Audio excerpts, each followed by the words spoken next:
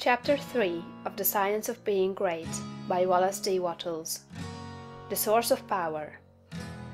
Man's brain, body, mind, faculties and talents are the mere instruments he uses in demonstrating greatness. In themselves, they do not make him great.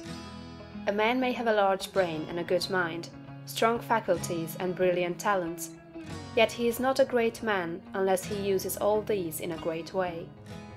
That quality which enables man to use his abilities in a great way makes him great, and to that quality we give the name of wisdom. Wisdom is the essential basis of greatness. Wisdom is the power to perceive the best ends to aim at, and the best means for reaching those ends. It is the power to perceive the right thing to do.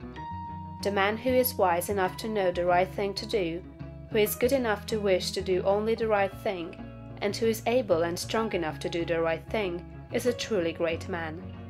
He will instantly become marked as a personality of power in any community, and man will delight to do him honor.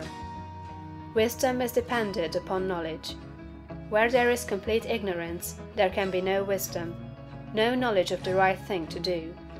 Man's knowledge is comparatively limited, and so his wisdom must be small, unless he can connect his mind with knowledge greater than his own, and draw from it, by inspiration, the wisdom that his own limitations deny him. This he can do. This is what the really great men and women have done. Man's knowledge is limited and uncertain. Therefore he cannot have wisdom in himself. Only God knows all truth. Therefore only God can have real wisdom, or the right thing to do at all times, and man can receive wisdom from God. I proceed to give an illustration. Abraham Lincoln had limited education, but he had the power to perceive truth. In Lincoln we see preeminently apparent the fact that real wisdom consists in knowing the right thing to do at all times and under all circumstances, in having the will to do the right thing, and in having talent and ability enough to be competent and able to do the right thing. Back in the days of the abolition agitation, and during the compromise period, when all other men were more or less confused as to what was right and as to what ought to be done, Lincoln was never uncertain. He saw through the superficial arguments of the pro-slavery men. He saw also the impracticability and fanaticism of the abolitionists. He saw the right ends to aim at, and he saw the best means to attain those ends. It was because men recognized that he perceived truth and knew the right thing to do that they made him president.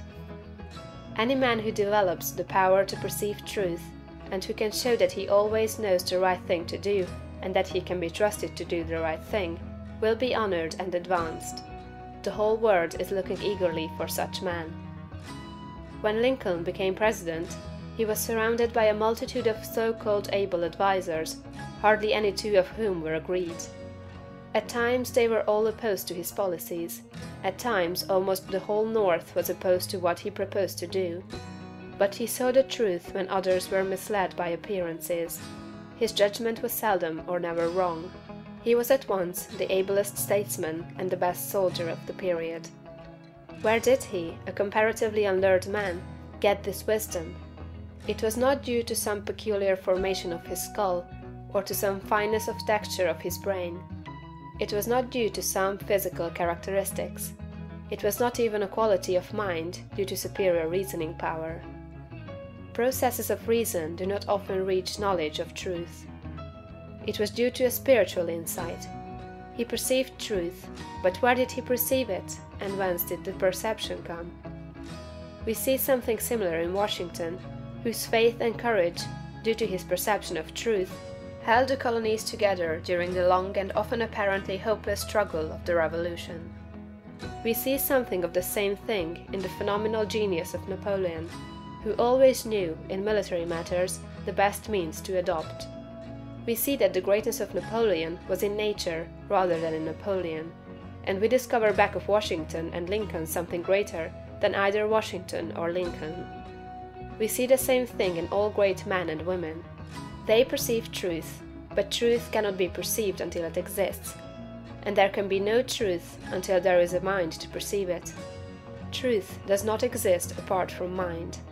Washington and Lincoln were in touch and communication with a mind that knew all knowledge and contained all truth. The same is true for all who manifest wisdom. Wisdom is obtained by reading the mind of God.